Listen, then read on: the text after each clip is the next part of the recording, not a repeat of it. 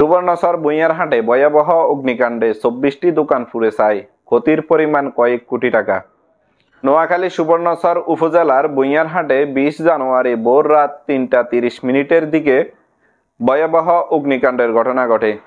স্থানীয় সূত্রে জানা যায়, বৈদ্যুতিক শর্ট সার্কিট থেকে কাইয়ুম স্টোরে প্রথম আগুন লাগে। মুহূর্তের মধ্যে আগুন আশেপাশের দোকানগুলোতে ছড়িয়ে পড়ে। পরিস্থিতি নিয়ন্ত্রণে আনতে মসজিদের মাইকে এলাকাবাসীকে জানানো হয়। এরপর এলাকাবাসী ও ক্ষতিগ্রস্ত ব্যবসায়ীরা সম্মিলিতভাবে আগুন নেভানোর কাজে অংশ নেন। ফায়ার সার্ভিসের সহায়তায় দীর্ঘ প্রচেষ্টার পর আগুন নিয়ন্ত্রণে আসে। তবে ততক্ষণে ২৪টি দোকান সম্পূর্ণ পুড়ে যায়। ক্ষতিগ্রস্ত দোকানগুলোর মধ্যে রয়েছে একটি ফ্রিজের গোডাউন, ৮টি মেকানিক দোকান, ২টি ফার্স দোকান, ২টি ফল দোকান, একটি কাঁচা বাজারের দোকান, একটি ফার্মেসি, একটি সিএনজি গ্যারেজ, একটি ওয়ার্কশপ, ২টি বেকারি, একটি চায়ের দোকান, একটি যন্ত্রাংশের দোকান এবং একটি পোল্ট্রি মুরগির দোকান। বাকি দোকানগুলো ব্যবসায়ীদের মালামাল সংরক্ষণের জন্য গোডাউন হিসেবে ব্যবহৃত হতো।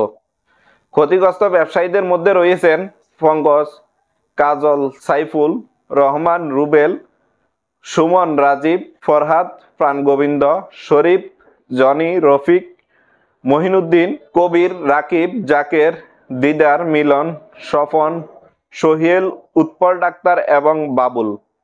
প্রাথমিকভাবে ধারণা করা হচ্ছে এই অগ্নিকাণ্ডের আনুমানিক ২ থেকে ৩ কোটি টাকার ক্ষয়ক্ষতি হয়েছে। তবে কিছু প্রত্যক্ষদর্শী এবং স্থানীয় বাসিন্দারা মনে করছেন এটি পরিকল্পিতভাবে আগুন লাগানো হতে পারে। এই অগ্নিকাণ্ডে ব্যবসায়ীদের পাশাপাশি স্থানীয় জনগণের মধ্যেও শোক এবং উদ্বেগ সৃষ্টি হয়েছে। দ্রুত তদন্তের মাধ্যমে সত্য উদ্ঘাটনের দাবি জানিয়েছেন ক্ষতিগ্রস্তরা।